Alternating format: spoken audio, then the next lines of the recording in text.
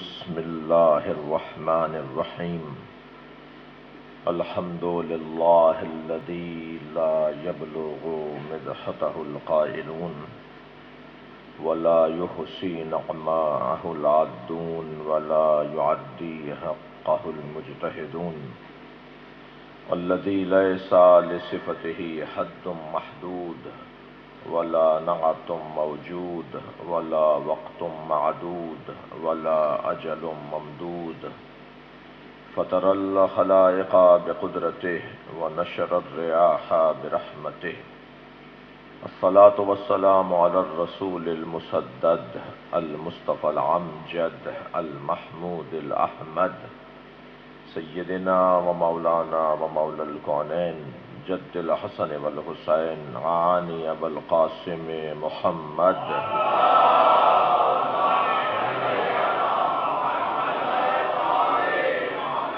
وآله الطيبين الطاهرين المعصومين الذين قال الله إنما يريد الله ليذهب عنكم الرجس أهل البيت ويطهركم تطهيرا.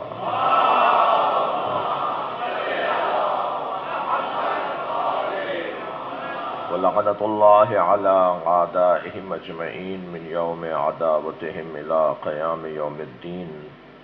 أما بعد، قال الحكيم في قرآن الكريم: بسم الله الرحمن الرحيم. والعصر إن الإنسان لفي خسر إلا الذين آمنوا وعملوا الصالحات وتواصوا بالحق وتواصوا بالصبر. صلوات.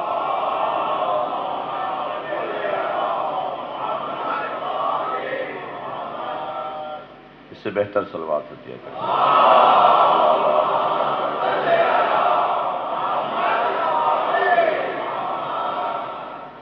سورہ مبارکہ والعصر. آج اس سورہ کی تفسیر کی ایک اور منزل میں داخل ہو رہے ہیں. ارشاد حضرت احدیت ہے: قسم ہے زمانے کی، قسم ہے عصر کی، ان الانسان لفی خسر. ہر انسان، مطلق انسان، الف لام جنس، سب انسان خسارے میں ہے.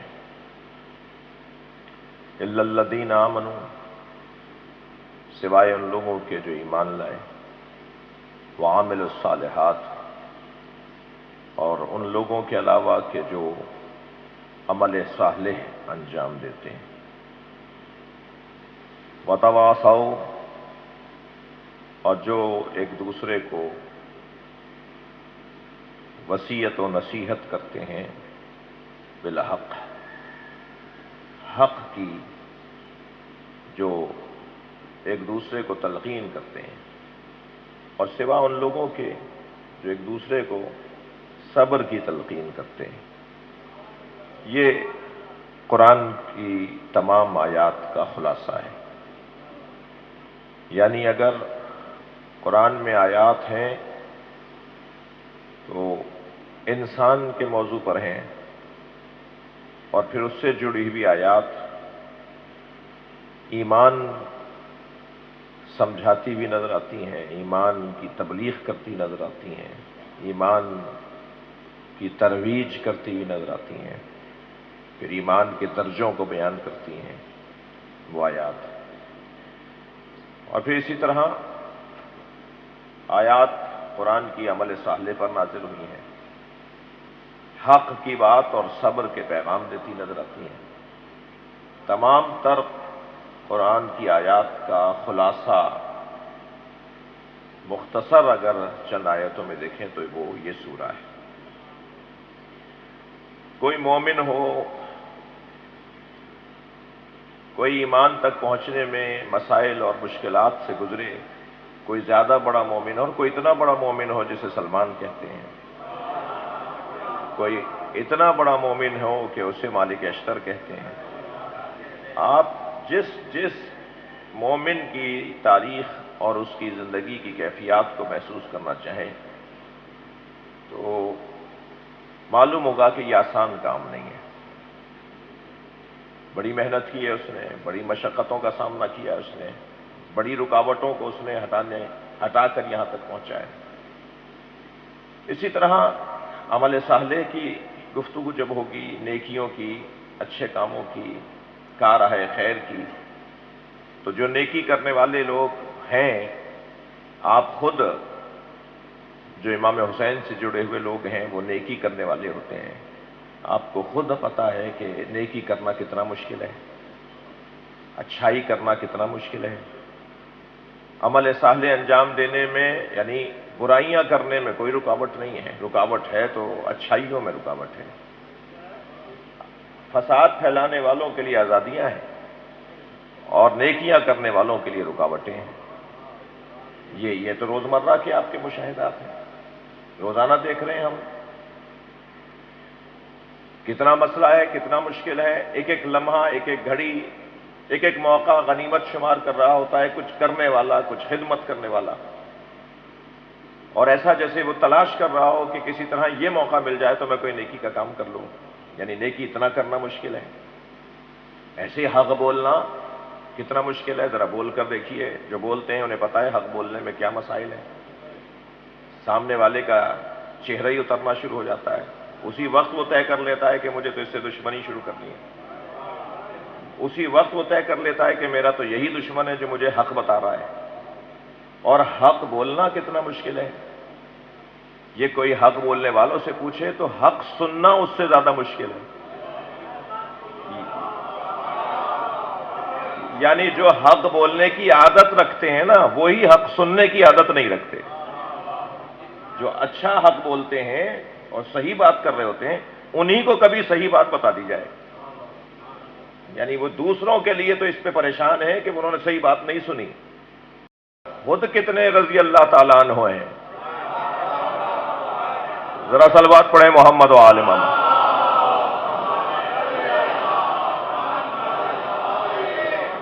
اس سے بہتر اور بلند صلوات پڑھ لیجیے.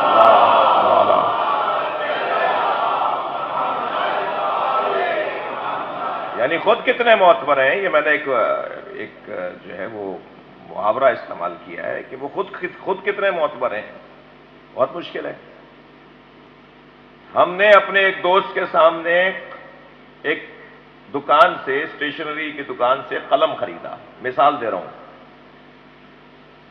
اور ایک جگہ جہاں طے تھا کہ ہم وہاں جانا ہے، پہنچنا ہے اور ہمیں وہاں جا کر کوئی تحریر لکھنی ہے. ہم نے وہاں پہنچ کر سب کے سامنے تحریر لکھی اور اپنا قلم سامنے والی میز پر رکھ دیا. کچھ دیر کے بعد وہاں ایک صاحب آ کے بیٹھے جنہیں ہم نہیں جانتے تھے، اور لوگ کچھ ان کے لیے دائیں بائیں ہو رہے تھے، مشرق مغرب کی طرف دیکھ رہے تھے. انہوں نے وہ قلم اٹھا کے اپنی جیب میں لگا لیا، انہی صاحب نے. تو ہم نے کہا جی یہ قلم ہمارا ہے. تو وہ دوسروں کو دیکھ کر کہنے لگے انہیں بتاؤ میں کون ہوں. تو میں نے ان سے کہا جی آپ کوئی بھی ہو، یہ قلم ہمارا ہے. پھر انہوں نے کہا ذرا انہیں بتا دو ورنہ میں بتا دوں گا کہ میں کون ہوں. تو میں نے جن صاحب کے سامنے قلم خریدا تھا ان سے میں نے کہا آپ ہی بتائیے یہ قلم میرا ہے. تو حق بولنے کی مشکل ذرا دیکھیے. وہ مجھ سے کہنے لگے مولانا اور خرید لیجئے گا. ارے بھائی میں اور خرید لوں گا، یہ میرا مسئلہ ہے. آپ بھی تو بولیے کہ یہ قلم میرا ہے. جب کہیں انسان کا مفاد ٹکرا رہا ہوتا ہے تو وہ حق بولنے سے گریز کرتا ہے. صلوات پڑھنے ذرا محمد و آل محمد.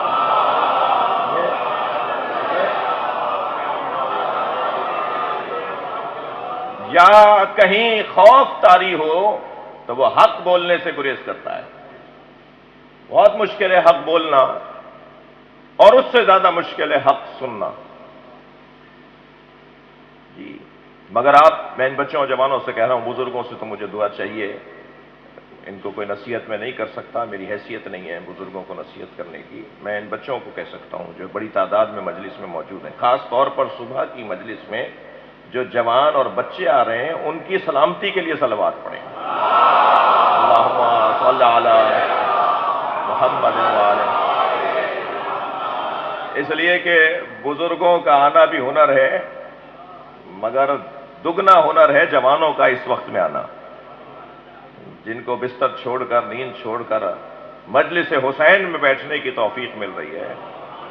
میں ان جوانوں کی زندگی اور ان جوانوں کے مستقبل کی ضمانت امام حسین کی برکت سے دیکھ رہا ہوں۔ صلوات پڑھ لیں ذرا محمد و آل محمد۔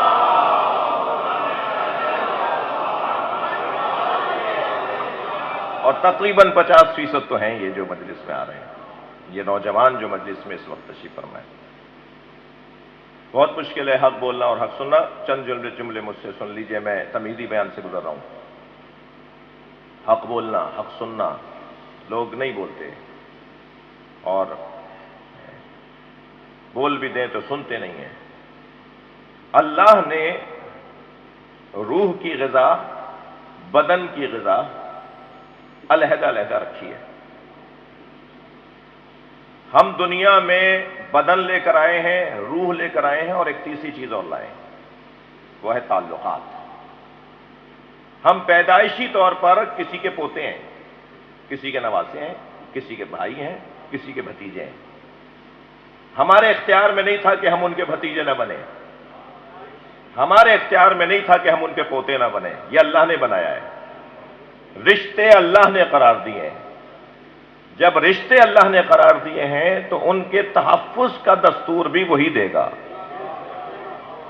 رشتوں کے تحفظ کو حق گوئی کہا جاتا ہے۔ بھائی صلوات پڑھ لیں محمد و آل محمد۔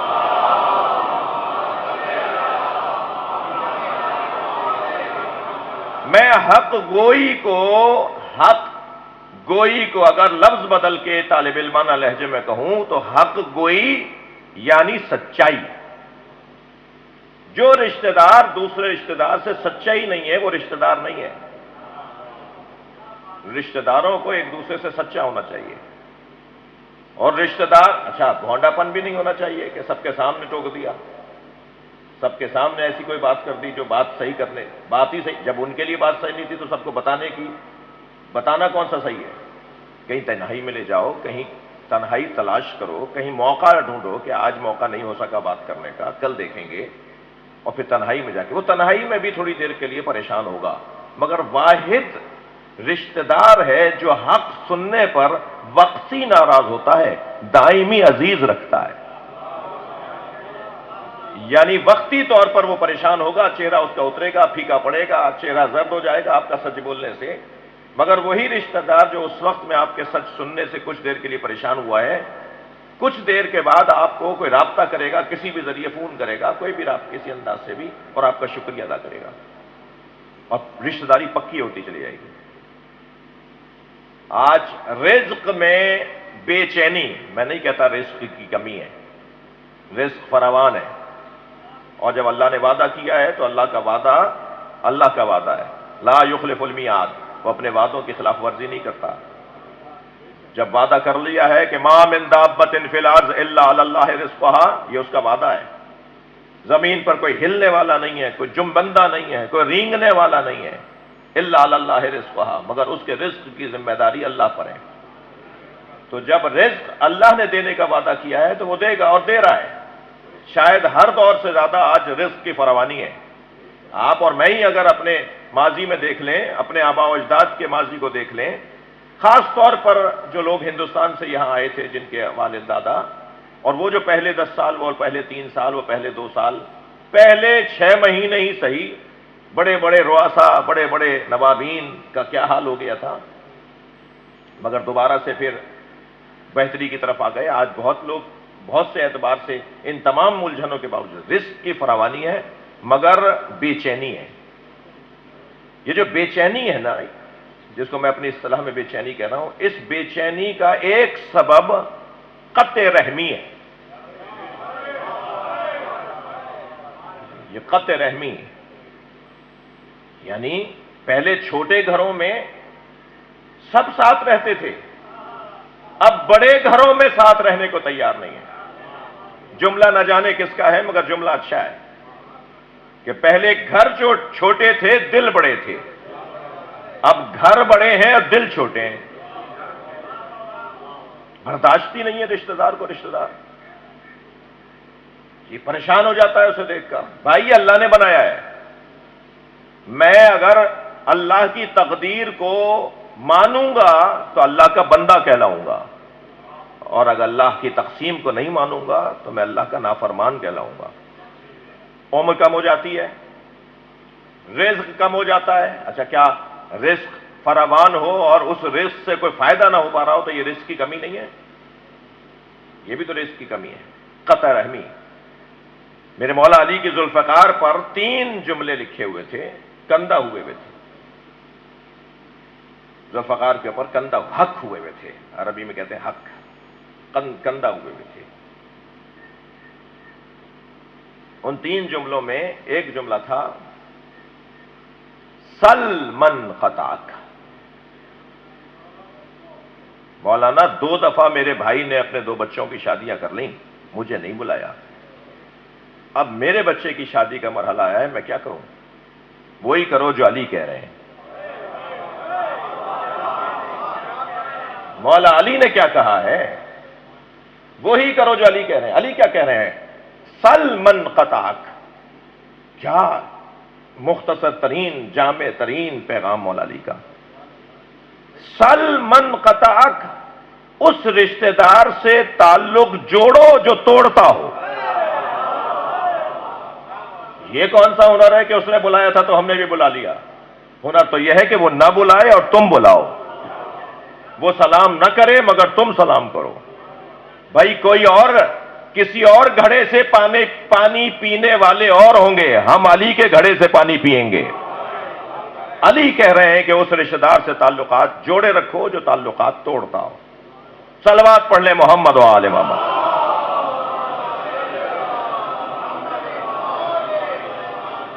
جی تلاش کریں، ڈھونڈیں. میں ان بچوں جوانوں سے کہہ رہا ہوں، کتنے دن ہو گئے تمہیں اپنے کزن کو فون کیے ہوئے؟ کتنے دن ہو گئے تمہیں اپنے خالہ کو سلام کیے ہوئے؟ کتنی مدت گزر گئی کہ پھوپھی کو سلام کرنے نہیں گئے؟ بہت مشکل ہے اس گھمسان کی زندگی میں، اس خود ساختہ مصروفیت کی زندگی میں،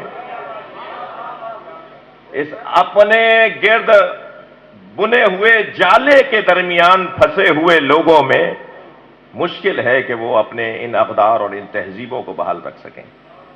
مگر یہ کربلا والوں کی یاد میں مجمع لگا ہے، اور کربلا والوں کی یاد کا ایک تقاضا یہ ہے کہ رشتوں کی پاسداری کرو. روزانہ سنیں گے نا آپ رشتوں کی پاسداری. بھائی میں اکیلا خطیب نہیں ہوں، ہر خطیب اپنے بیان کے آخری 15-20 منٹ میں رشتوں کی پاسداری کو ہی تو بتاتا ہے. بھتیجے نے چچا کے ساتھ کیا کیا؟ دنیا کے سارے بھتیجے قربان ہیں اس ایک بھتیجے پر جس نے اپنے چچا سے کیسی وفاداری کی. سارے رشتے لا کر امام حسین نے کربلا میں، بھانجوں کو دیکھیے، بہنوں کو دیکھیے، بچوں کو دیکھیے، بیٹوں کو دیکھیے، بھائیوں کو دیکھیے، سارے رشتے امام حسین نے کربلا میں جمع کیے ہیں. ایک رشتہ نہیں تھا تو اس رشتے کی جگہ بھی جناب فضہ کو لے آئے. اماں بھی آ گئی ہیں، مائیں بھی ہیں، باپ بھی ہیں کربلا میں، بیٹے بھی ہیں، بھتیجے ہیں، بھانجے ہیں، بھتیجیاں ہیں، اور پھر بچپن کے دوست ہیں. تم بھول گئے کہ بچپن میں ہم ساتھ تھے؟ یہ تہذیب کی پاسداری. عزیزان گرامی، یہ جو اللہ اس سورہ مبارکہ والعصر میں زمانے کی قسم کھا رہا ہے، ایمان نہیں حاصل ہو سکے گا یا ایمان کے درجے نہیں بڑھ سکیں گے جب تک وقت شناسی نہ ہو. آپ ذرا محسوس کیجئے، زمان اور مکان فقہ میں دخالت رکھتے ہیں. زمانہ جیسے جیسے تبدیل ہوگا ایسے ایسے فقہ میں احکامات تبدیل ہوں گے، شریعت میں احکامات تبدیل ہوں گے زمانے کے بدلنے سے. ابھی کو 2 گھنٹہ پہلے آپ نے نماز فجر پڑھی، چند گھنٹوں بعد ظہر پڑھیں گے. یہ اوقات کی تلاش اور اوقات کا انتظار اس خاص دورانیے میں، اچھا 1.25 گھنٹے اور 1 گھنٹے 20 منٹ میں وقت نکل گیا. اب کتنی ہی ہم ان 2 رکعت قضا شدہ نمازوں کی جگہ 6 رکعت پڑھ لیں 2 رکعت کر کے، اور یہ سوچیں کہ یہ 2 رکعت قبول ہو جائیں گی. اب یہ نہیں، یہ 2 رکعت قبول ہو جائیں گی. ہم کتنی 6 رکعت پڑھ لیں ان 2 رکعتوں کے برابر نہیں ہے. وہ وقت گزر گیا. ٹھیک ہے، کھانے کو ٹک کر دے گا کہ کرامن کاتبین خانوں کو ٹک لگا دیں گے کہ صاحب عذاب نہیں ہوگا کہ بعد میں اس نے پڑھ لی اور اللہ سے معافی مانگ لی، مگر وہ 2 رکعت نہیں ہے، یہ 2 رکعت. اس کا وقت گزر گیا. جی جب اچھا منگل کی 2 رکعت نماز اور جمعرات کی 2 رکعت نماز کیا برابر ہے؟ جمعے کی نماز اور پیر کے دن پڑھی جانے والی نماز برابر ہے. یہ زمانہ بدل رہا ہے نا. سب سے مشکل نماز اللہ نے سب سے کم رکھی ہے. جب بستر چھڑوائی دیا تھا تو 4 رکعت پڑھوا لیتا، مگر نماز فجر جو سب سے مشکل نماز ہے وہ سب سے چھوٹی ہے. 2 رکعت سے کم نماز واجب نہیں ہے. نماز واجب 2 رکعت سے کم نہیں ہے. جی سب سے مشکل نماز سب سے کم رکھی ہے. وہ گنتیاں رکعتیں نہیں لینا چاہتا ہم سے، وہ وقت کی قدر چاہتا ہے. وہ ہماری زندگیوں میں نظم چاہتا ہے. جی میرے سیدہ فاطمہ زہرا سلام اللہ علیہا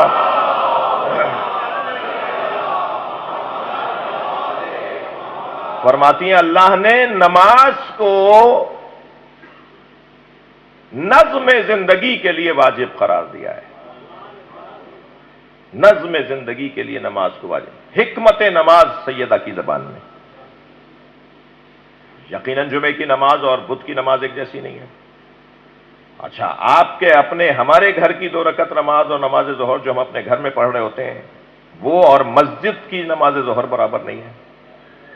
جو ہمارے محلے میں مسجد ہے ہم 4 رکعت نماز ظہر گھر میں پڑھ لیں اور 4 رکعت جا کے مسجد میں پڑھ لیں، دونوں برابر نہیں ہیں.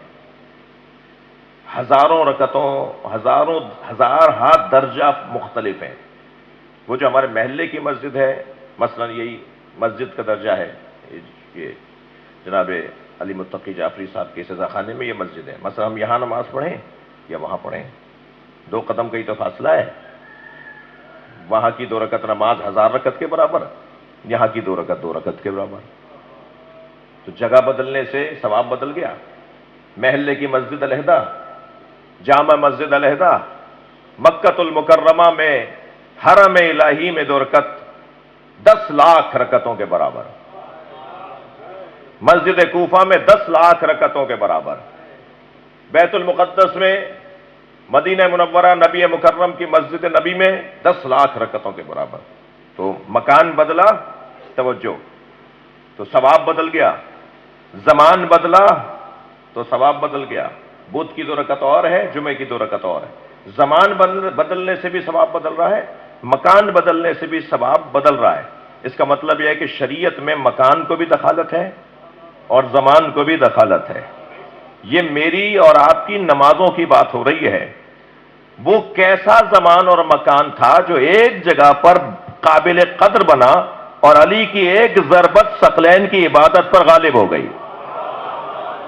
ضربت علی یوم الخندق، یوم کا ذکر ہے.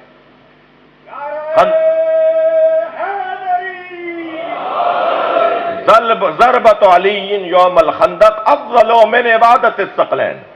یعنی مکان بھی اہم ہو گیا تھا، زمان بھی اہم ہو گیا تھا، جس کی بنیاد پر وہاں عمل انجام دینا تمام اعمال سے بھاری ہو گیا، وزنی ہو گیا، سنگین ہو گیا. تو یہ عصر جو ہے، وقت، اس کی قدر، اس کی اہمیت، جتنے بھی میں جوانوں اور بچوں کو پھر توجہ دلا رہا ہوں، وقت کے بارے میں آج گفتگو ہو رہی ہے. والعصر، وقت. جتنے بھی تاریخ بشریت میں کامیاب لوگ گزرے ہیں وہ کامیاب ہوئے ہی نہیں جب تک انہوں نے وقت کی قدر نہیں کی. حریص تھے وہ وقت کو لینے میں، وقت شناسی میں، وقت کی قدر کرنے میں وہ حریص تھے. جی محمد ابن زکریا رازی کتنا بڑا نام ہے، 18 گھنٹے کام کرتے تھے، چراغ میں پڑھنے کی وجہ سے نابینا ہو گئے تھے. بڑا نام ہے محمد بن زکریا رازی جی. اور آخری وقت میں جب ان کی آنکھیں چلی گئی تھی تو انہوں نے ایک پڑھی لکھی شخصیت کو ان کی مدد کی غرض سے بھی اور اپنی غرض سے بھی اپنے ساتھ رکھا تھا. وہ پڑھ کر سناتے تھے انہیں، اور پھر وہ بولتے تھے اور وہ لکھتے تھے. اس کیفیت میں بھی انہوں نے وقت کو نہیں چھوڑا جی. آیت اللہ خمینی جب نجف اشرف مولا علی کے حرم میں معمول روزانہ اپنے وقت پر آتے تھے تو ان کو دیکھ کر لوگ اپنی گھڑیاں ٹھیک کرتے تھے. وہ کہتے تھے ہماری گھڑی غلط ہو سکتی ہے، یہ 1 منٹ بھی لیٹ نہیں ہوں گے. وقت کی قدر. خود قائد اعظم محمد علی جناح کو دیکھیے، آپ علامہ اقبال کو دیکھیے کہ وقت کی کتنی قدر کی انہوں نے جی. شیخ طوسی رحمت اللہ علیہ، شیخ طوسی رحمت اللہ علیہ، انہوں نے بغداد کا حوزہ بنایا، بغداد میں علمی درسگاہ کو قائم کیا. وہ بغداد کا ان کا بنایا ہوا حوزہ دوسرے حوزے میں، تیسرے حوزے میں، پورا شہر ہر گھر میں کلاسیں ہوتی تھیں. یہ وقت ہو گیا تھا، ہر گھر مدرسہ بن گیا تھا، جیسے آج آکسفورڈ اور کیمبرج کے اندر ہے. پورا شہر یونیورسٹی ہے، جیسے آج قم ہے. 115 گھروں میں کلاسیں ہوتی ہیں قم میں. ہر گلی میں 4-5 گھر ضرور ہیں کہ جہاں گھر کے باہر اشتہار لگا ہوا ہوتا ہے کہ اس گھر میں فلاں فلاں آیت اللہ فلاں فلاں موضوع کی کلاس لینے اتنے بجے آتے ہیں. پورا شہر مدرسہ ہے. ایسے آکسفورڈ اور کیمبرج بھی ایسے، یہ میں خود دیکھ کر بھی آیا ہوں جی. یہ کیفیت کر دی تھی بغداد میں آیت اللہ علامہ شیخ طوسی رحمت اللہ علیہ نے. اجاڑ دیا بغداد کو. اب اتنا سجا ہوا ماحول، اتنی محنتوں کے بعد بنایا ہوا ماحول اگر اجڑ جائے تو انسان تو اسی غم میں مر جائے کہ میری ساری محنت ضائع ہو گئی. مگر ہمت نہیں ہاری انہوں نے، آ کر پھر نجف کا حوزہ بنایا. آج جو نجف کا حوزہ ہے وہ شیخ طوسی کی مرہون منت. ہمت نہیں ہاری، چھوڑ کے نہیں گئے. آپ ذرا غور فرمائیں، یہ جو قرآن مجید سورہ مبارکہ ابراہیم کے اندر آیت ہے، ذکرہم ایام اللہ، یاد کریں اللہ کے دنوں کو. اچھا، اللہ کے دن عجیب اصطلاح ہے قرآن کی. والعصر ذہن میں رہے کہ میں وقت کے اوپر اور ایام پر اور اوقات کے اوپر غور کر رہا ہوں. اللہ کہہ رہا ہے کہ اللہ کے دنوں کو یاد کرو. اللہ کے دن کون ہے بھائی؟ میں ایک محنت کے بعد جملہ کہنے جا رہا ہوں. وقت کی اتنی قیمت ہے، علماء کرام سے توجہ اور دعا چاہوں گا. وقت کی اتنی قیمت ہے کہ اللہ نے ائمہ کو ایام اللہ کہا ہے. ایام اللہ سے مراد ائمہ ہے. اللہ کے دنوں کو یاد کرو. یہ مولا کائنات کو اللہ دن کہہ رہا ہے.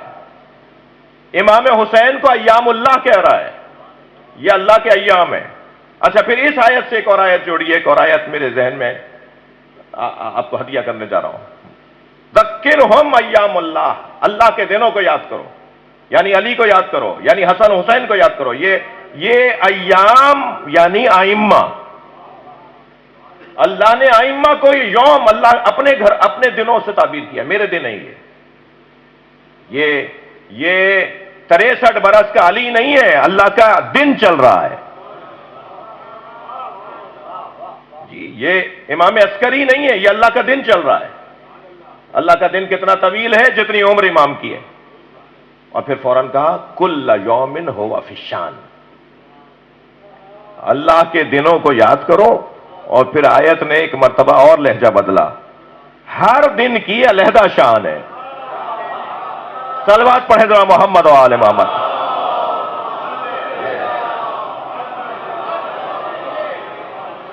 امام حسن کی علیحدہ شان ہے، امام حسین کی علیحدہ شان ہے. کتنی قیمت ہے ان دنوں کی، ان ایام کی جی حدیث مبارکہ آپ کو سناتا ہوں، ایک صلوات حدیث ہے۔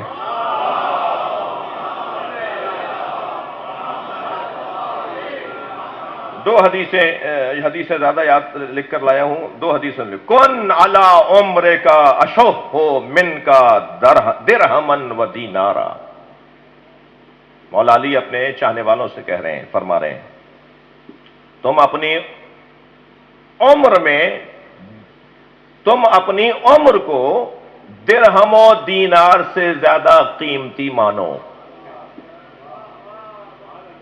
تمہارے پیسوں سے زیادہ قیمتی اگر کوئی وجود ہے تو وہ تمہاری عمر ہے، اپنی عمر کو قیمتی مانو۔ کیا حسین لفظ ہے۔ ایک اور حدیث، ان فوت الوقت اشد من فوت الروح،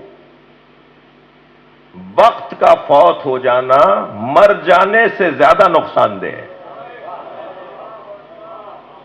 وقت کا فوت ہو جانا، وقت کا ضائع ہو جانا مر جانے سے زیادہ نقصان دہ ہے، اس لیے کہ لأن فوت الروح انقطاع عن الخلق، کیونکہ مر جانا مخلوق سے منقطع ہونا ہے، تم مر جاؤ گے تو تم مخلوق سے منقطع ہو جاؤ گے۔ وفوت الوقت انقطاع عن الحق، مگر وقت اگر ضائع ہو گیا تو تم حق سے محروم ہو جاؤ گے۔ کیا حسین تعبیریں ہیں، توجہ چاہوں گا۔ دیکھیے، لوہا تولنے کے لیے جو باٹ ہوتے ہیں وہ بہت وزنی ہوتے ہیں، 20-20 کلو سے کم نہیں ہوتے۔ لکڑ تولنے کے لیے جو باٹ ہوتے ہیں وہ بھی منوں کے اور ٹنوں کے ہوتے ہیں۔ ایک بہت بڑے ترازو میں، شاید کوئی 5 فٹ کا ایک ترازو، اس میں وہ بڑا بھاری باٹ، اس طرف لکڑ اور لوہا رکھا جا رہا ہے۔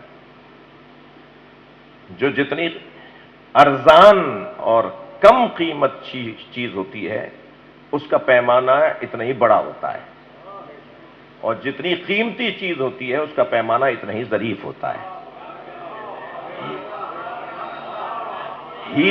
ہیرا اور سونا تولنے کا پیمانہ منوں اور ٹنوں کا باٹ نہیں ہوتا، گراموں اور ماشوں اور تولا گراموں کا باٹ ہوتا ہے۔ وہ میری اور آپ کی چٹکی میں آ جائے، اتنا بڑا وہ پیمانہ ہوتا ہے، کیونکہ جسے تولنے جا رہے ہیں وہ قیمتی ہے۔ تو اب اگر مجھ سے کوئی پوچھے کہ تمہاری عمر کتنی اور میں کہوں جی 48 سال کا ہوں، تو اس کا مطلب یہ ہے کہ میں نے اپنی عمر اور اپنی زندگی، اگر کوئی مجھ سے پوچھے کتنے سال کے ہو اور میں کہوں جی 48 سال کا ہوں، تو گویا میں نے اپنی زندگی کی قیمت ارزان لگائی ہے، سستی لگائی ہے۔ لیکن اگر میری ایک ایک لمحہ قیمتی ہے، ایک ایک لمحہ قیمتی ہے، ساری زندگی گناہ کرتے رہے اور آخری وقت میں توبہ کی توفیق ہو گئی، تو وہ ایک ہی لمحہ تو کام کا تھا۔ جی حضرت حور کو لے لیجئے آپ،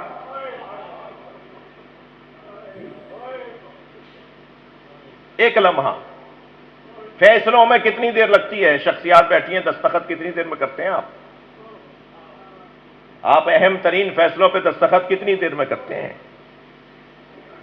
سیاسی لوگ، اداروں کے چلانے والے لوگ، ملکوں کو چلانے والے لوگ کتنی دیر کے اندر فیصلہ لیتے ہیں؟ وہ ایک لمحہ ان کی زندگی کا، اور پھر وہ تاریخ بنتی ہے۔ آپ ڈھونڈ لیجئے بڑے بڑے لوگوں کے فیصلے، وہ ایک ایک لمحے کے فیصلے ہیں جو آج تاریخ بنی ہوئی ہے۔ جی مصائب نہیں پڑھ رہا، مگر بات وقت کی اہمیت کی ہے۔ مثلی لا یبایع مثلہ، مجھ جیسا اس جیسے کی بیعت نہیں کر سکتا۔ کتنی دیر میں بولا ہوگا امام حسین نے؟ ایک لمحے میں بولا ہے نا۔ اب قیامت تک امام حسین کا یہ جملہ اس ایک لمحے کی امامت ہے۔ اب وہ ایک لمحہ امامت کرتا نظر آ رہا ہے۔ یہ جو وقت ہے یہ انسان کی زندگی پر مسلسل گزر رہا ہے، اور الفرصت، وقت کو ایک اور نام بھی دیا ہے، وقت کا ایک اور نام بھی دیا ہے حدیث میں، فرصت۔ فرصت ہم اردو میں جب بولتے ہیں تو اس کا مطلب فراغت۔ فرصت یعنی فراغت، بیکاری، کچھ نہیں کرنا، فرصت میں ہوں۔ آج کل میں اس وقت فرصت کی کیفیت میں ہوں، میں آرام کر رہا ہوں، یعنی بیکاری فرصت نہیں، بیکاری فرصت نہیں ہے۔ فرصت یعنی موقع، الفرصت و موقع لمحہ، الفرصت و تمر مر صحاب، فرصت جلدی گزر جاتی ہے، کام کا وقت جلدی گزر جاتا ہے، وقت جلدی گزر جاتا ہے، جتنا زیادہ وقت کی قیمت محسوس کر کے اس سے استفادہ کیا جا سکے۔ ایک شخص نے میرے مولا امام رضا کو سلام کیا،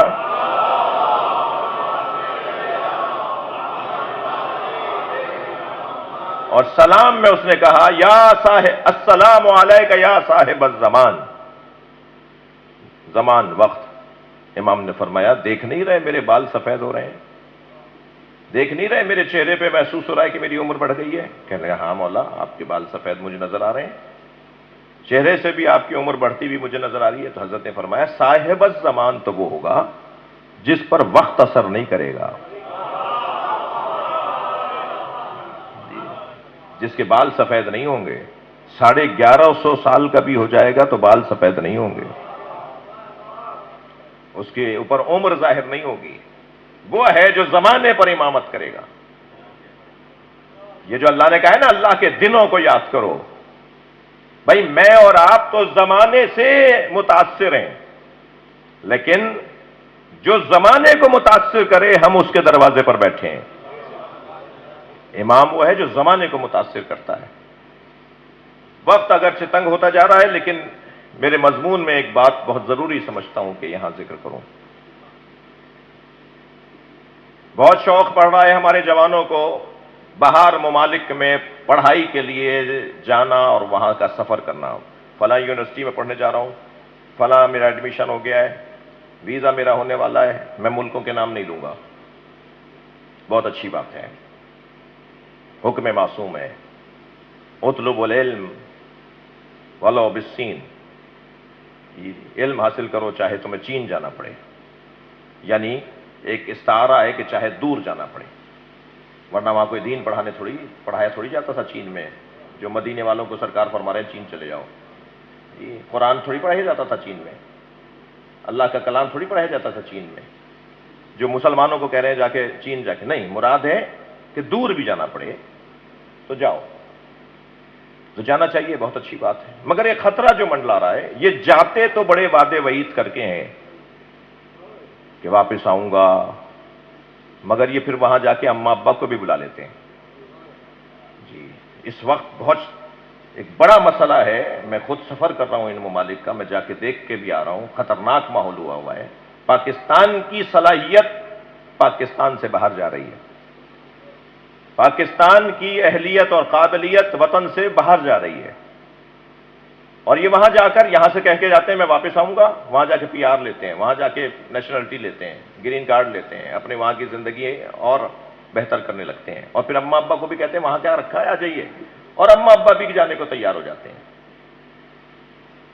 اور ٹھیک ہے اللہ کی زمین ہے، میں سارے سوالات کے جوابات بھی رکھتا ہوں، اللہ کی زمین ہے، کہیں بھی رہیں، اور دیکھیے وہاں کہاں عزاداری تھی، ہمارے جانے سے ہی ہو گیا، تمہارے جانے سے نہیں ہوا، اس کے پیچھے دعائے زہرا ہے، یہ بہانے نہیں کرو۔ میں جس لہجے میں اور جس چیز کو مد نظر رکھ کر بات کرنے جا رہا ہوں وہی بات میرے محترم سننے والے محسوس کریں گے۔ ہماری وجہ سے وہاں یہ ہو گیا، ہماری وجہ، ٹھیک ہے، لیکن اچھا پھر جھوٹے سچے لیٹر بنا کے کہ صاحب یہ ہو رہا ہے وہ ہو رہا ہے، میں زیادہ بات ممبر سے نہیں کر سکتا، اور وہاں جا کے صاحب معلوم ہوا کہ جی پریشان تھے وہاں پر، 50% یقین سے کہہ سکتا ہوں 50% غلط بیانی کر کے جا رہے ہیں، اور اب جب وہاں چلے جاتے ہیں تو وہاں جا کے وہیں کے ہو جاتے ہیں، اور پاکستان میں صلاحیت پلٹ کے واپس نہیں آتی۔ اس میں ہمارے سیاستدانوں کی جو نااہلی ہے، جو انہوں نے اس ملک کا حال کیا ہے، جو ہمارے اداروں نے اس ملک کا حال کیا ہے، وہ ایک بہت بڑی دخالت رکھنے والا عنوان ہے۔ بڑی دخالت اس عنوان کی بھی ہے کہ تم نے بہانہ فراہم کیا ہے کہ لوگ یہاں سے چلے جائیں، تم نے ماحول فراہم کیا ہے کہ لوگ یہاں سے چلے جائیں، اور لوگ کیا چلے جائیں، تم خود کھاتے کماتے یہاں ہو مگر گھر تمہارے وہاں ہیں، تم پاکستان سے زیادہ امریکی ہو، تم پاکستانی سے زیادہ برطانیہ کے رہنے والے ہو، تمہیں یہاں کا کوئی درد ہی نہیں ہے، تمہیں کیا پریشانی؟ جس درد کے ساتھ میں ممبر پہ بیٹھ کے آج 2 محرم کو اس قومی مسئلے کی طرف نشاندہی کر رہا ہوں، ان لوگوں کو تو کوئی پریشانی نہیں ہے جو آج پاکستان کے وارث بنے بیٹھے ہیں۔ یہ لوگ وہاں چلے جاتے ہیں بچے اور وہاں سے پھر واپس نہیں آتے. جس خطرے کو میں محسوس کر رہا ہوں نا، جا کے دیکھ کر بھی آیا ہوں. یہ ممکن ہے سنبھلے رہیں، ٹھیک رہیں، مگر ان کے بچے اور ان کے بچوں کے بچے. میں ممبر پہ لطیفہ سنانے کے لیے نہیں بیٹھا، لیکن میں آپ کو بتا رہا ہوں کہ میں ایک ایسا نام سن کر آیا ہوں، ڈیوڈ جان حیدر نقوی. آدھا انگریزوں کا نام، آدھا مسلمانوں کا، اور آدھا شیعہ اور آدھا غیر مسلم. جوزف حسین زیدی، یہ نام بننے جا رہے ہیں. اور ایسے ایسے منظر ہیں جو میں نہیں بیان کر سکتا، صرف اشارہ کروں گا کہ ایک باپ نے، درد ہے بھائی سن لیجئے، کچھ دیر کو کوئی ناراض بھی ہو جائے. ایک باپ نے آدھی رات اپنے بیٹی کے کمرے کی لائٹ جلی دیکھی، جب کھول کے دیکھا تو منظر کچھ اور تھا. تو نہ صرف اس منظر پر باپ تنقید نہیں کر پایا، سوری کہہ کے دروازہ بند کر دیا. تو بات یہی نہیں رکی، وہ باہر آئی اور باپ کو اس نے گالی دی کہ آپ نے میرا دروازہ کیسے کھولا. کیوں ہو رہا ہے ایسا؟ اچھا، یہ آپ کے لیے تو بات ہی نہیں ہو رہی، مگر ہو بھی رہی ہے. اور مجلس کیونکہ ماشاءاللہ اگر گنتی گنوں تو شاید 9-10 کیمرے تو لگے ہوئے ہیں، سارے باہر والوں کے لیے لگے ہوئے ہیں. تو کیسے میں ان کو بھلا دوں اس مجلس میں؟ ایک صلوات پڑھ لیں ذرا محمد والے.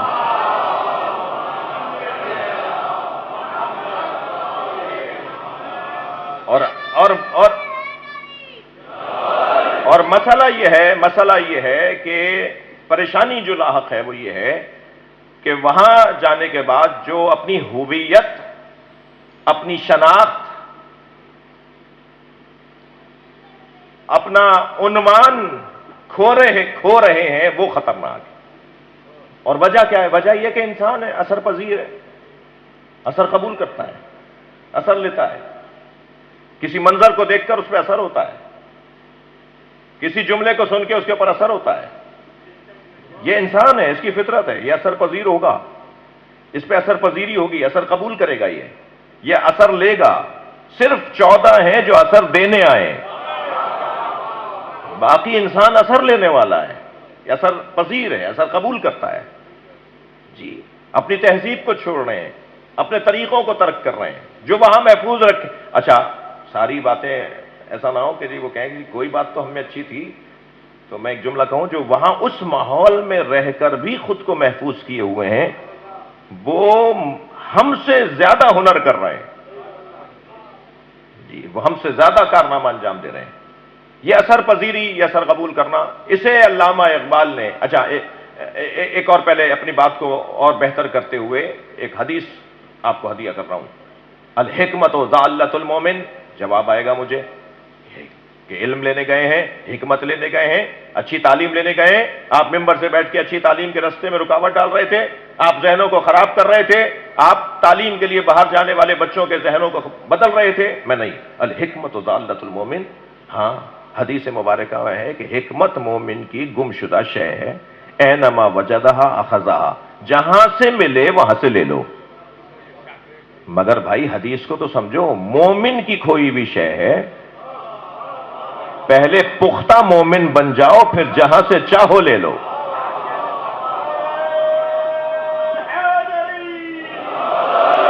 اب یہ جو بچہ وہاں جا کر وہاں کا اثر لے کر آ رہا ہے، یا وہاں سے آ ہی نہیں رہا اور وہاں کا ہو کر رہ گیا، اور پھر وہاں خطرناک ماحول کے اندر بہت ساری چیزوں کے حوالے سے ہے. اور آج الحمدللہ، پھر تسلی دے رہا ہوں، آج الحمدللہ ان ساری بڑی یونیورسٹیز کے کیمپس پاکستان میں کھل گئے. پاکستان میں الحمدللہ دوسرے ممالک سے بچے پڑھنے کے لیے آ رہے ہیں. اس وقت پاکستان کی بڑی یونیورسٹیز کے اندر دیگر ممالک کے بچے پڑھنے کے لیے آ رہے ہیں. معیار ہمارے ہاں تعلیم کا، وہ اور بات ہے کہ حکومت کے ادارے نہیں ہیں. وہ جہاں تعلیم کا معیار اچھا ہوا ہے وہ حکومتی ادارے نہیں ہیں، وہ لوگوں کی اپنی یونیورسٹیاں ہیں، وہ بڑے بڑے اداروں کی یونیورسٹیاں ہیں، بڑے بڑے لوگوں کی یونیورسٹیاں ہیں جس کے اندر تعلیم اچھی ہو رہی ہے. مگر عزیزو، جس بات کے لیے میں نے آپ کو بہت زحمت دی کہ حل کیا ہے اس کا، مولانا آپ نے گلے شکوے تو کیے، حل تو بتاتے. حل کیا ہے اس مسئلے کا؟ حل عرض کر رہا ہوں وہاں والوں کے لیے بھی اور وہاں جانے والوں کے لیے بھی. حل یہ ہے کہ جو علامہ اقبال نے دیا ہے، حل وہی ہے جو علامہ اقبال نے دیا. علامہ اقبال نے کیا حل دیا؟ جرمنی گئے تھے نا، ڈاکٹر بھی وہیں من کر آئے، ڈاکٹریٹ کی سند بھی انہوں نے جرمنی سے لی. پہلا طالب علم تھا جس نے اصول بدلوایا جرمن یونیورسٹی کا کہ انگریزی میں پی ایچ ڈی کروں گا. وہاں انگریزی میں پی ایچ ڈی اس سے پہلے، علامہ اقبال سے پہلے اجازت ہی نہیں تھی. علامہ اقبال نے اپنی قابلیت، صلاحیت اور شوق اور ذوق کو ثابت کر کے وہاں کا قانون بدلوایا کہ یہ پہلا طالب علم ہے جس کی وجہ سے انگریزی میں پی ایچ ڈی ہوگی. اور پھر وہ وہاں سے ڈاکٹر بن کر آئے. میں ان کا گھر بھی دیکھ کر آیا ہوں، ان کے دروازے پہ بیٹھ کے ان کی فاتحہ بھی پڑھ کر آیا ہوں، اور وہاں ہم نے ان کے کلاموں پر مشتمل غزلیہ ایک نشست بھی رکھی تھی. میرا بڑا شوق تھا کہ میں جرمنی جاؤں تو امام خمینی، پیرس جاؤں تو امام خمینی کا گھر دیکھ کر آؤں، اور جرمنی جاؤں تو علامہ اقبال کا گھر دیکھ کر آؤں. جی دونوں اس صدی کے نامور لوگ ہیں، بڑے لوگ ہیں. تو میں الحمدللہ دونوں کے دروازوں پر ہو کر آیا ہوں، دونوں کو فاتحہ پڑھ کر آیا ہوں، ان کو یاد کر کے آیا ہوں. اپنے ساتھ ڈاکٹر جناب اقبال حیدر صاحب بھی ہمارے ساتھ تھے، شعراء کرام ہمارے ساتھ تھے، اور وہاں ہم گئے تو انہوں نے وہ قانون تبدیل کروایا. ان کی وجہ سے انگریزی میں ان کو اجازت ملی، اور پھر بعد کے طالب علموں کے لیے آسانی ہو گئی. علامہ اقبال نے فارمولہ دیا ہے. علامہ اقبال نے فارمولہ یہ دیا کہ خیرہ نہ کر سکا اسے جلوے دانش فرہنگ. جی یورپ، مغرب کی رنگینی، مغرب کی چاشنی، مغرب کا حسن، اقبال کہہ رہے ہیں کہ اس کی آنکھوں کو خیرہ نہ کر سکا. خیرہ نہ کر سکا، بچوں جوانوں آپ سے کہہ رہا ہوں، خیرہ نہ کر سکا اسے جلوے دانش فرہنگ. سرما ہے میری آنکھ کا خاک مدینہ و نجف. صلوات پڑھیں گے محمد و آل محمد پر.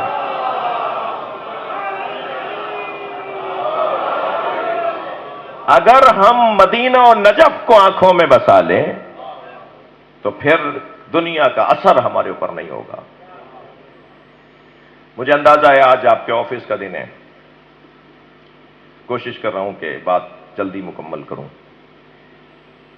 وقت عاشور کا گزر گیا یا نہیں؟ مگر آج تک وہ وقت ہم پہ حاکم ہے، ہمارے ذہنوں پر حاکم ہے. بار بار مجلس میں آئیں تاکہ ہماری آنکھوں میں کربلا بسی رہے، قربانی کا جذبہ بھی ملے، رشتوں کی قدر بھی ہو، اور کوئی ہم پر اثر نہ کر پائے، کیونکہ حسین کے اثر کے بعد کسی کا اثر قبول کرنا ممکن ہی نہیں ہے. کون اس قابل ہے کہ جس کا اثر حسین کے اثر کے بعد قبول کیا جائے گا؟ اگرچہ ان 10 دنوں میں خاص جذبہ ہوتا ہے، اور مجلسیں نہ کرنے والا بھی ایام عشر اولا، ایام محرم میں مجلس کرتا ہے، لیکن عزیزو، بچوں، جوانوں، سال بھر بھی مجلسوں سے جڑے رہیے، مرثیہ سن کر ہی آ جائیے. اگر مجھ جیسے بعض خطیبوں سے آپ مطمئن نہیں ہیں تو مرثیہ سن کر ہی آ جائیے. اس میں میر انیس نے جو تہذیب بیان کی ہے، مرزا دبیر نے جو اقدار بیان کیے ہیں، جی نسیم امروہی اللہ مقامہ نے جو تہذیب کو بیان کیا ہے، اور پھر بڑے نام اور بھی ہیں. ایک ایک مصرے کے اندر پیغام ہے. ابھی یہ میرا عزیز پڑھ رہا تھا، ایک ایک مصرے کے اندر پیغام ہے. مجلس ہمارے قد کو بلند کرتی ہے، مجلس ہماری شخصیت کو سنوارتی ہے. مجلس کے ذریعے بڑے بڑے لوگوں نے بہت بڑی بڑی چیزوں کو حاصل کیا ہے. آیت اللہ خمینی فرماتے ہیں ہمارے پاس جو کچھ ہے وہ مجلس سے ہے. اتنا بڑا اس صدی کا ایک بڑا کارنامہ ہے شیعوں کا، اس صدی کا ایک بڑا کارنامہ ہے، تاریخ تشیع میں ممتاز ترین کارنامہ ہے کہ آہستہ آہستہ اقبال کے اس شعر کی طرف لوگ جا رہے ہیں. تہران گر ہو عالم مشرق کا جنیبہ، لوگ جا رہے ہیں اس طرف، چینج آف بلاک کی طرف ماحول جا رہا ہے. لوگ آہستہ آہستہ سپر پاور اسے مانیں گے جن کے دماغوں پر حسین حاکم ہے. ماحول اس طرف جا رہا ہے. تھوڑا سا رکاوٹیں ہٹنے دیجئے، بیریئر ہٹنے دیجئے، حسینیت ہی کا بول بالا ہوگا۔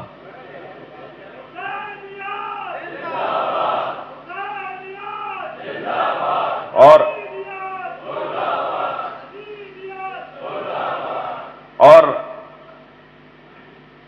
بہترین وقت اس وقت شروع ہوگا جب ہم امام زمانہ کو ان کے جد کا پرسہ دیں گے۔ آج کی مجلس میں بھی بلائیے امام زمانہ کو، مولا مولا ایک لمحے کے لیے اس مجمع پہ نگاہ ڈال دیجئے، مولا صرف ایک لمحے کی نگاہ۔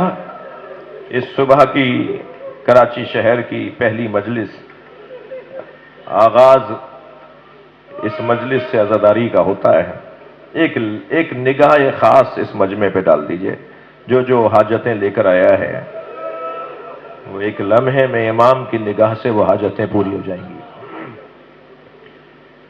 پرسہ دیجئے امام کو، امام کے جد اپنا گھر چھوڑ کے جا رہے ہیں۔ عباس محملیں تیار کرواؤ، قافلہ آمادہ کرو، اب مدینہ رہنے کی جگہ نہیں ہے۔ جناب زینب سے فرمایا بہن ہم مدینہ چھوڑ کے جا رہے ہیں، اور جناب زینب کو اس لیے اپنے ساتھ لیا، میں ایک جملہ کہیں کہہ چکا ہوں کہ واقعہ کربلا تاریخ بشریت کا واحد واقعہ ہے جو رونما ہونے سے پہلے بھی منایا جاتا تھا، رونما ہونے کے بعد بھی منایا جائے گا۔ ابھی کربلا عاشور نہیں آئی تھی کہ عاشور کو یاد کیا جاتا تھا۔ حضرت آدم نے یاد کیا، حضرت نوح نے یاد کیا، سب سے زیادہ عاشور کے دن کو جناب زہرا نے یاد کیا۔ ظاہر ہے انہی کے بچے کربلا میں ذبح ہونے تھے نا۔ نبی مکرم نے عاشور کے دن کو یاد کیا۔ انتظام اس واقعے کا ہوتا آیا ہے، اس کے لیے انتظام ہوتا آیا ہے کہ کیسے ہوگا یہ، کیسے سجے گا یہ۔ وہ جو سجایا ہے نا عاشور کو، وہ جو بنایا ہے، سنوارا ہے عاشور کو، اس کا ایک حصہ یہ ہے کہ جب جناب عبداللہ سے جناب زینب کا عقد ہونے لگا، آپ کے ہاں بھی ضمن عقد شرائط کا ایک خانہ ہوتا ہے کہ کیا عقد کے موقع پہ کوئی شرط لگائی گئی ہے؟ جی شرعی طور پر یہ چیز صحیح ہے۔ جناب زینب کے عقد کے موقع پر مولا علی نے نکاح پڑھایا تھا نا، مولا علی نے حضرت عبداللہ سے عقد کرتے وقت شرط لگائی تھی کہ میری زینب حسین کے ساتھ جائے گی، اور عبداللہ تم روکو گے نہیں۔ عجیب انتظام ہے کربلا کا۔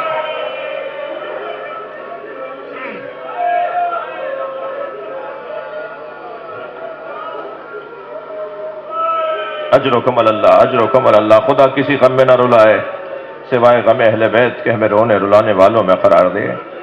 اس لیے کہ اگر امام حسین کے ساتھ جناب زینب نہ ہوتی تو اصحاب اخدود کی قربانی کی طرح واقعہ کربلا بھی فراموش ہو جاتا، مگر اللہ کو تو اس قربانی کے ذریعے نظام ہدایت کو مرتب کرنا تھا۔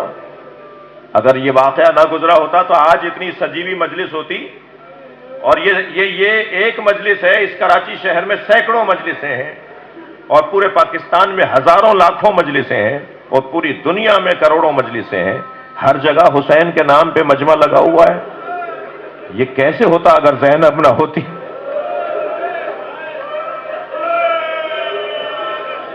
اس لیے کہ عصر عاشور حسین کو کربلا میں مار دیا جاتا۔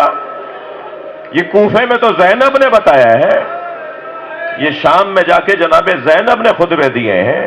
اجرکم اللہ، جس کی وجہ سے آج کربلا کا ذکر ہدایت کا ذریعہ بن گیا ہے۔ جناب زینب سے فرمایا بہن زینب اب مدینہ رہنے کی جگہ نہیں ہے، تیاری کرو۔ قافلہ تیار ہوا، بیویاں محملوں میں بیٹھیں،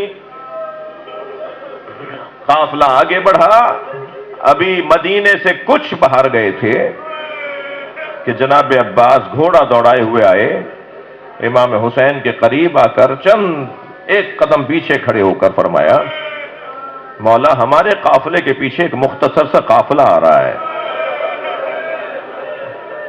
ایک غلام ہے، ایک بھائی بیٹا ہے، اور ایک صحابی رسول حضرت عبداللہ ابن عروہ غفاری ہیں، دو سواریوں پہ سامان لدا ہوا ہے، 5 سواریوں کا مختصر سا قافلہ ہے۔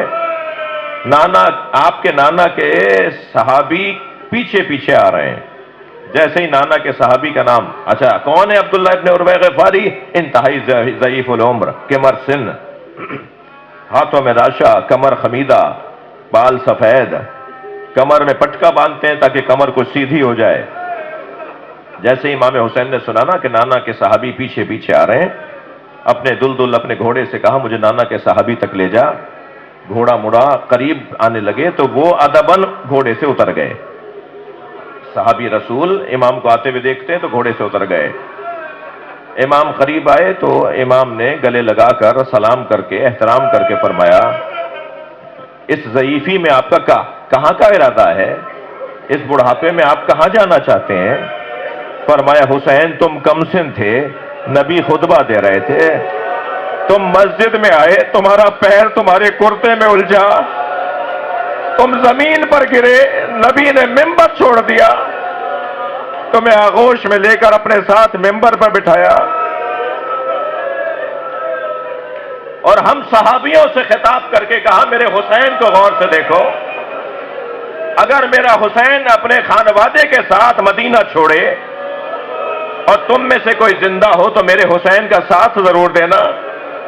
حسین میں بوڑھا ضرور ہوں مگر مجھے نبی کی وصیت پہ عمل کرنا ہے۔ امام نے ان کا ادب احترام کرتے ہوئے فرمایا پھر چلیے ہمارے ساتھ قافلے میں چلیے، علی اکبر آپ کی خدمت کریں گے، عباس آپ کے کام آئیں گے۔